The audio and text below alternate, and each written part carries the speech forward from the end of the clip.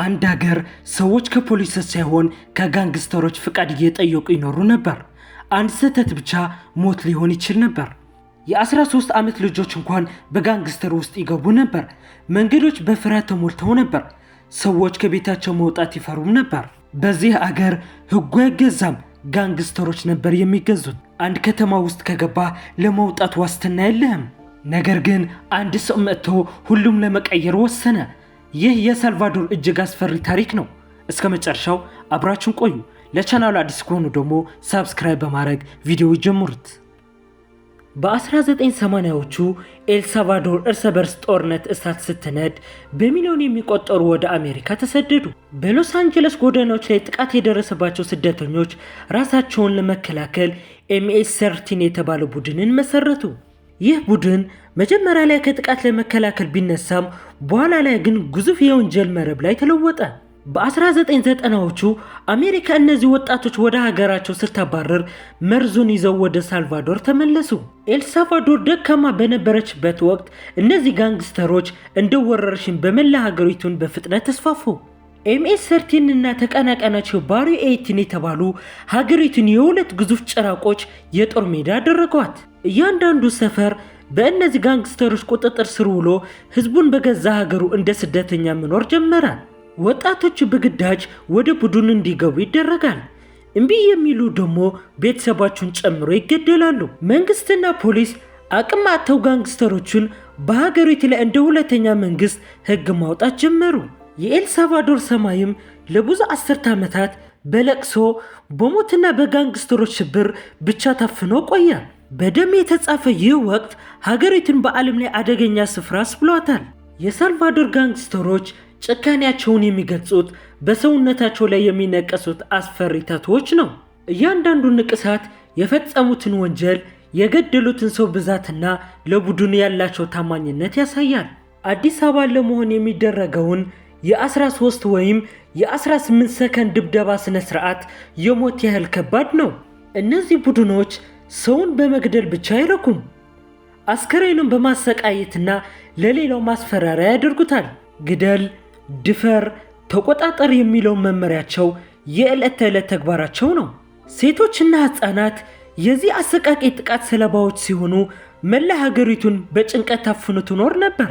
ጋንግስተሮቹ የራሳቸው የውስጥ ህግ አላቸው። ቡድኑ የከዳ ሰው ፍርዱ አንድና አንድ ሞት ብቻ ነው።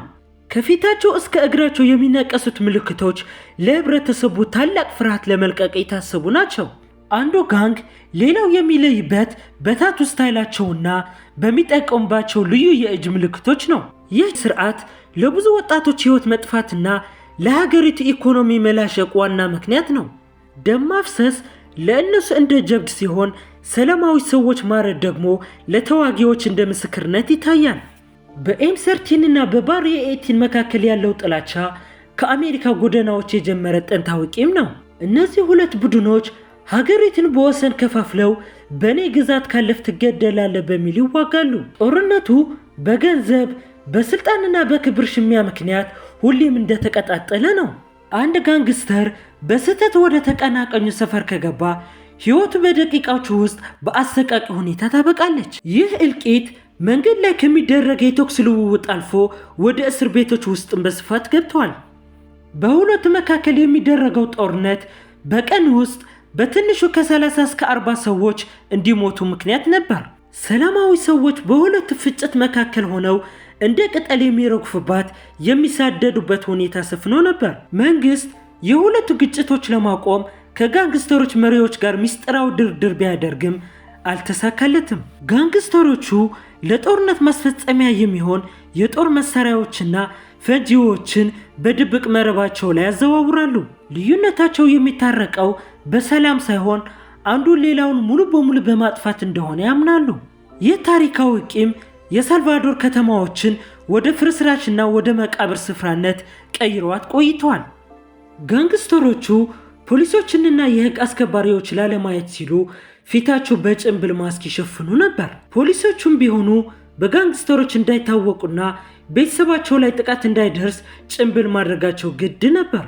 የሀገሪቱ የፖሊስ ሰራዊት በጋንግስተሮች የተራቀቀ መሳሪያና የመረጃ መረብ ምክንያት ተስፋ ቆርጠው ነበር። ጋንግስተሮች ፖሊሶች መግደል እንደ ትልቅ ስኬት የሚቆጥሩና ሽልማት የሚያስገኝ ተግባር ነው። በርካታ ፖሊሶች በስራ ገበታቸው ላይ እያሉ ወይም ወደ ቤታቸው ሲመለሱ በአሰቃቂ ሁኔታ ተገድለዋል። ይህ የድብብቆሽ ጦርነት ፖሊስን ከመከላከል አልፎ ወደ ማጥቃት እንዳይሄድ እጅና እግሩን አስሮት ነበር። ጋንግስተሮቹ በየመንደሩ ሰላዮችን በማስቀመጥ የፖሊስ እንቅስቃሴን በደቂቃ ውስጥ ለዋና መሪዎቻቸው ያደርሳሉ። የፖሊስ ጣቢያዎችን ላይ ቦምብ መወርወርና የፖሊስ መኪናዎችን ማቃጠል የዕለት ተዕለት ዜና ሆኖ ነበር። ፍትህ በጠፋበት ሀገር ፖሊስ ራሱ ለሕይወት የሚሰጋበትና ለወንበዴዎች የሚታዘዝበት ጊዜም ደርሶ ነበር። ጭንብል ለባሹ ፖሊስና ጭንብል ለባሹ ጋንግስተር ጎዳና ላይ ሲገናኙ የሚፈጥረው እሳት ሀገሪቱን ያናውጣት ነበር። ይህ የፍርሃትና የጭንብል ጦርነት ለብዙ ዓመታት የሳልቫዶር ፍትህና ስርዓት ሽባ አድርጎ ቆይተዋል። በ2019 ወጣቱና ደፋሩ ናይብ ቡኬሌ የኤልሳልቫዶርን ፕሬዚዳንት ሆኖ ተመረጠ። ቡኬሌ ስልጣን ሲይዝ የመጀመሪያ ቃሉን ሀገሪቱን ከጋንግስተሮች እጅ አስለቅቃለሁ የሚል ጠንካራ መፈክር ነበር። ያረጀውንና የተበላሸውን የጸጥታ መዋቅር በመቀየር አዲስና ዘመናዊ የብረት እጅ ዘመቻ አወጀ። የዓለም አቀፍ ሰብአዊ መብት ተሟጋቾችን ሳይሰማ በወንጀለኞች ላይ ርኅራኄ የሌለው እርምጃ ጀመረ። በ2022 ባወጀው ድንገተኛ አስቸኳይ ጊዜ አዋጅ ፖሊስ ያለ ፍርድ ቤት ትዕዛዝ ወንጀለኛን እንዲያስር ፈቀደ። በአንድ ቀን ውስጥ በሺዎች የሚቆጠሩ ጋንግስተሮች አባላት በማሰር መላው ዓለምን በድንገት አስገረመ። ቡኬሌ ለጋንግስተሮቹ ምርጫ ሰጣቸው። እስር ቤት መግባት ካልሆነ ደግሞ ሞትን መቀበል የሚል ነበር። የጋንግስተሮቹ የፋይናንስ ምንጭ በማድረግ መገናኛ መንገዳቸው በመዝጋት አቅማቸውን አዳከመ። ጋንግስተሮቹ አሜሪካ ሳይቀር ተደብቀው ቢኖሩም በቡኬሌ ባዘጋጀው ጥብቅ መረብ እየታደኑ ተያዙ። ፕሬዚዳንቱ በህዝቡ ዘንድ ከፍተኛ ድጋፍ ሲያገኝ፣ በወንጀለኞች ዘንድ ግን የመጨረሻው መቅዘፍት ሆነ። ይህ የለውጥ እርምጃ ኤልሳልቫዶርን ከገሃነም ወደ ተስፋ ምድር የመለሰ ነበር። ናይብ ቡኬሌ ለአደገኛ ጋንግስተሮች ብቻ የሚሆን ሴኮት የተባለ ግዙፍና ዘመናዊ እስር ቤት ገነባ። ይህ እስር ቤት በላቲን አሜሪካ ትልቁ ሲሆን ከ40,000 በላይ ወንጀለኞች የመያዝ አቅም አለው። እስረኞቹ ራሳቸው ተላጭተው በነጭ ቁምጣ በባዶ እግራቸው በሰንሰለት ታስረው ይገባሉ። እስር ቤቱ ውስጥ ምንም አይነት አልጋ፣ ፍራሽ ወይም ትራስ የለም። የሚተኙትን በብረት ሳንቃ ላይ ነው። አንዴ የገባ እስረኛ ድጋሚ የፀሐይ ብርሃን ወይም የቤተሰቡን ፊት የማየት እድሉ እጅግ ጠባብ ነው። ከእስር ቤት ውስጥ ሆኖ ወደ ውጭ ስልክ መደወል ቀርቶ በምልክት ቋንቋ ማውራት የማይቻልበት ቁጥጥር አለ። እያንዳንዱ ክፍል ውስጥ ከ70 በላይ እስረኞች በአንድ ላይ ታጭቀው ለብዙ ዓመታት እንዲቆዩ ይደረጋል። ይህ እስር ቤት ለጋንግስተሮች ትልቁ ቅጣትና ለፈጸሙት ግፍ የሚከፍሉበት የጸጥታ ማዕከል ሆነዋል። መብራት ለ24 ሰዓታት አይጠፋም። ይህም እስረኞቹ የጊዜና የቀን ልዩነት እንዲያውቁ ለማድረግ ነው። የእስር ቤቱ ግድግዳዎችና አጥሮች በሚሊዮን የሚቆጠሩ ቮልት ኤሌክትሪክ በማለፍ የታጠሩ ናቸው። ሴኮት ለጋንግስተሮች ምድራዊ ሲኦል ሲሆን፣ ለሳልቫዶር ሕዝብ ግን የድልና የነፃነት ምልክት ሆኗል። የጋንግስተሮች መታሰር ለኤልሳልቫዶር ሕዝብ አዲስ የትንሣኤና የሰላም ዘመን ይዞ መጣ። ለዓመታት ተዘግተው የነበሩ ሱቆችን ተከፈቱ። ሕዝቡም ያለ ፍርሃት በምሽት መንቀሳቀስ ጀመረ። ሀገሪቱ በአሁኑ ጊዜ ከላቲን አሜሪካ ሰላማዊ ከሚባሉ ሀገራት ተርታ መሰለፍ በቅታለች። ወላጆች ልጆቻቸው ወደ ትምህርት ቤት ሲልኩ በሰላም ይመለሳሉ ብለው እርግጠኛ የሚሆኑበት ጊዜ ደረሰ። ቀደም ሲል የነፍስ ማጥፋት መዲና ትባል የነበረችውን ሀገር አሁን የቱሪስቶች መዳረሻ ሆናለች። ህዝቡ ለፕሬዚዳንቱ ያለው ፍቅርና ድጋፍ ጨምሯል። ምክንያቱም ሰላም በተግባር ስላሳያት ነው።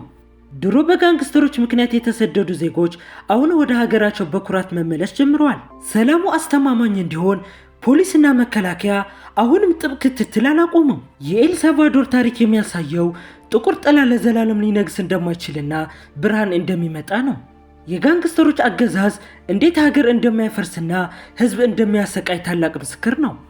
ውድ ተመልካቾቻችን የዛሬው የኤልሳልቫዶር ታሪክ ይህንን ይመስላል። እንደዚህ ያሉ ቪዲዮዎችን ወዲያው እንዲደርሳችሁ ቻናሉን ሰብስክራይብ ያድርጉ። ለሌሎች ሰዎች ተደራሽ እንዲሆን ደግሞ ሼር በማድረግ ላይክ እና ኮሜንት በመጻፍ ቤተሰብ ይሁን እላለሁ። በቀጣይ በሌላ ቪዲዮ እስከምንገናኝ ሰላማችን ይብዛ።